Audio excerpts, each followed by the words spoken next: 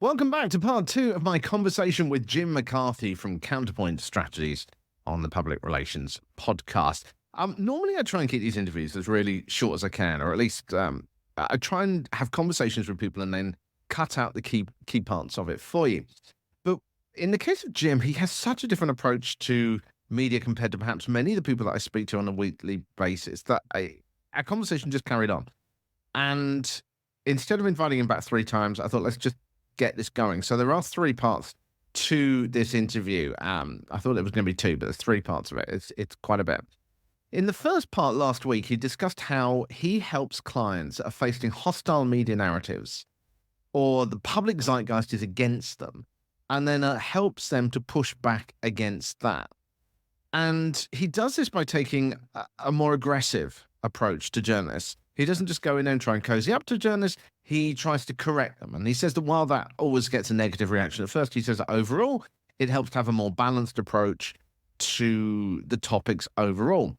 And Jim, as the name of his organization might suggest, Counterpoint Strategies, takes on clients where the public is already, or the media or whatever, is already against them.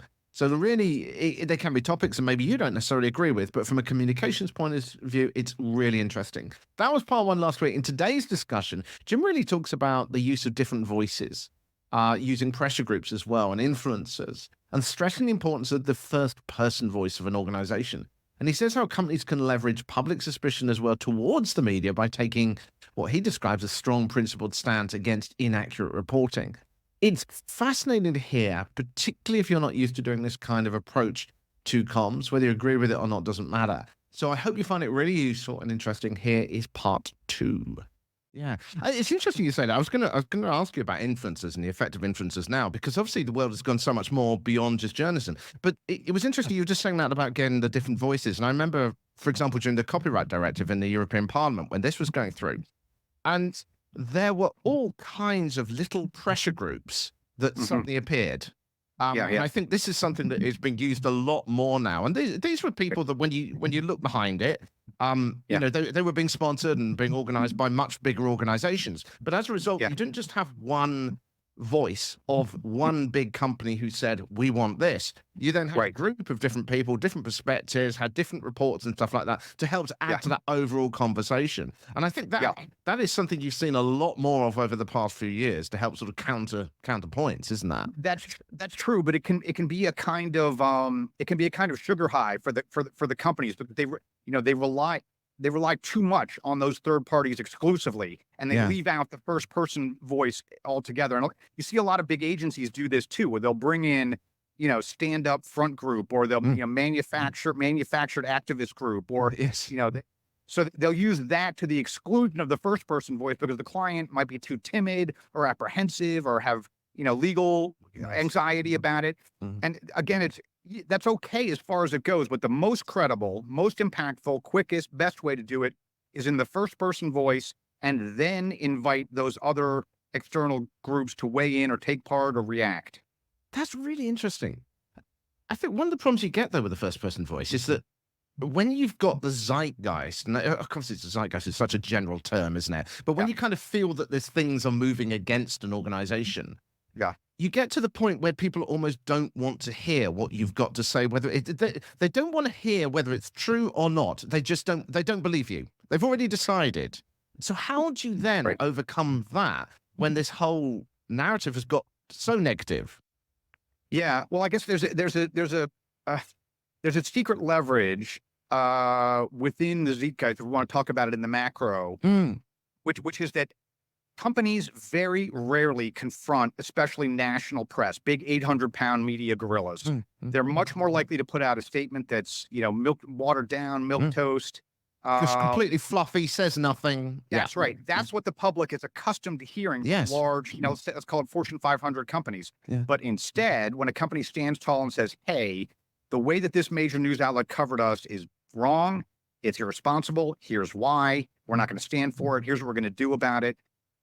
It is unusual for the public. They're not accustomed to hearing that. They're accustomed to hering the ads and the press release about the philanthropy and, the CEO's the coolest guy we ever met. They're not used to hearing, the Times of London got it wrong and we're not going to sit still for it. And what that taps into, Richard, is an enormous reservoir of antipathy that the public has for the press. Yes. Readers and the public, they know whatever their opinion is of the corporate sector. They also know that the journalists slant stories, push ulterior agendas, cut corners, act unethically.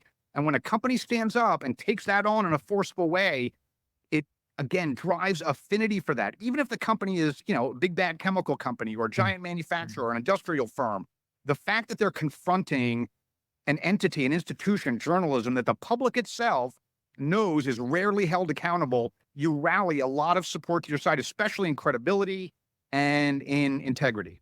That's interesting because I don't know what the figures are. I mean, there's all kinds of reports about it, but trust in media has dropped. People are more suspicious. And it's like, I was talking to an agency the other day that was working in the women's health space in India. And she was saying that in the past, you could not talk about this. It was just taboo. No one would let you talk about it.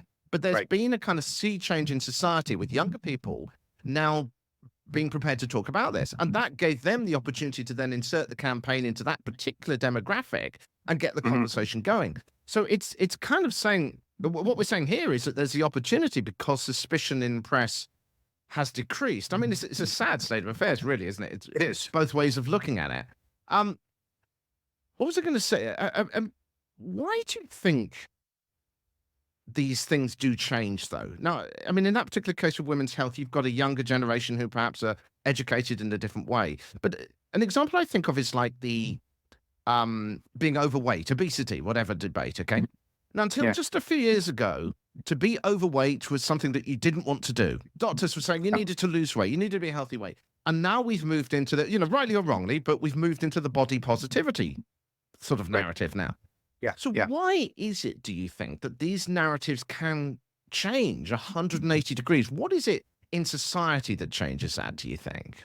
Well, it's good, I think, that you're touching on the way that the press tries to sort of ride the crest of these, cultural waves and trends. And you do see that a lot. I mean, we're working on that right now in the one of our most beloved clients is the nicotine vaping industry. And that too that whole industry and the way that smoking and nicotine and tobacco harm reduction are regarded is changing in drastic ways culturally and in the policy world. And there's a huge divide, for example, between the way the UK sees tobacco harm reduction and the way the US public health authorities see it. And so that's, a roiling sea of those undercurrents that you're talking about.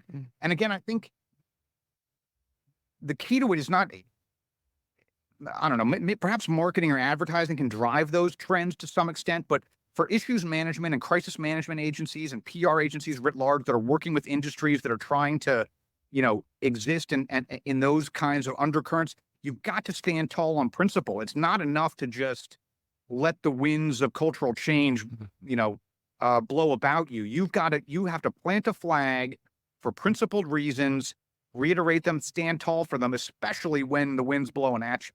But why do you think they start? I mean, but there's so many, like with being overweight, what is it that changes in society that leads to these narrative changes? Or is it because it's the latest trend and, in a few years' time, we'll go back to sort of being that you need to be, a 1960s stick figure kind of thing? Right. Why is it that we get these violent narrative changes, do you think? Well, it's that, there's a sort of the froth of the day-to-day coverage that you might see on the morning shows, for example, or in the the quasi-entertainment press that covers diet changes, fads, body types, and all the things you're describing. But there was a great article in City Journal this week by John Tierney, former New York Times science writer, that I think touches on a much deeper reason, and he calls it the March of Dimes effect, where leading activist groups and large institutional NGOs may have started out with an original cause, but once that problem is solved, they then morph and have mission creep into other areas.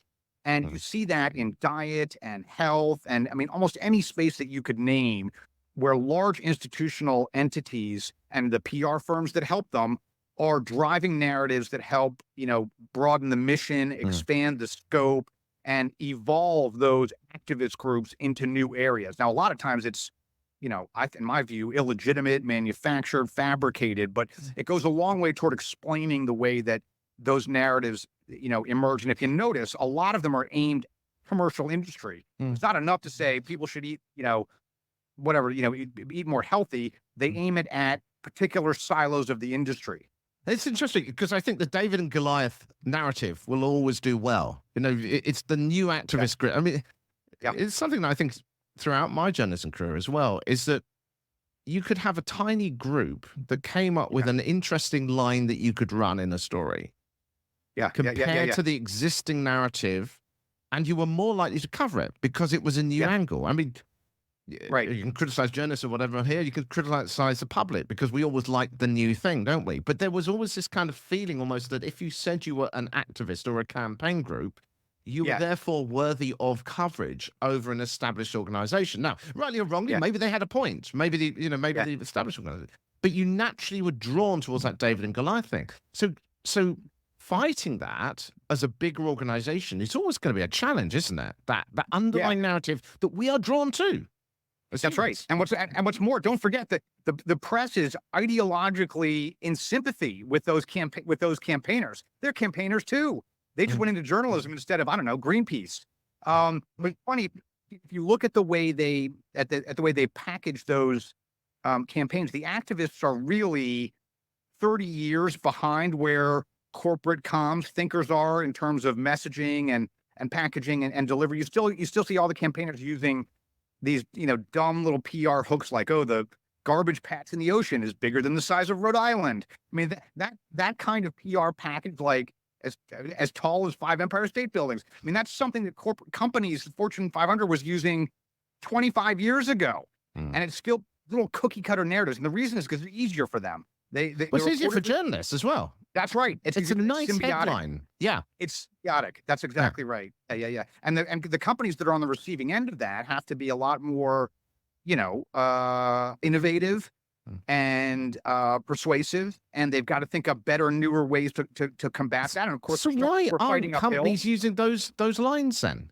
I mean, you said earlier, and I see it all the time. You see all these corporate statements, and even as a journalist, when you used to get the press releases, you just fell asleep reading them. So why, if this stuff works, why aren't organizations using them? Well, that's a great question, and there's it's been a dilemma, I think, in public relations for the last 30, maybe 40 years. And I from where I sit, I lay the blame at the feet of the large mainstream firms. The big global agencies like Edelman, I think, is one of the worst offenders in this. And they persuade those clients that the safer, easier path of least resistance is to conciliate, make friends with the reporters, change your business practices, pledge to, get better by, 2035. And that appeals to businesses who want to take the path of least resistance. That seems easier than getting into a fight. And it appeals to the internal legal, and it appeals to internal comms as well. And so it seems like the safer way to go. But again, it's this classic thing of what feels like a gut feeling of what would be more comfortable than what actually works.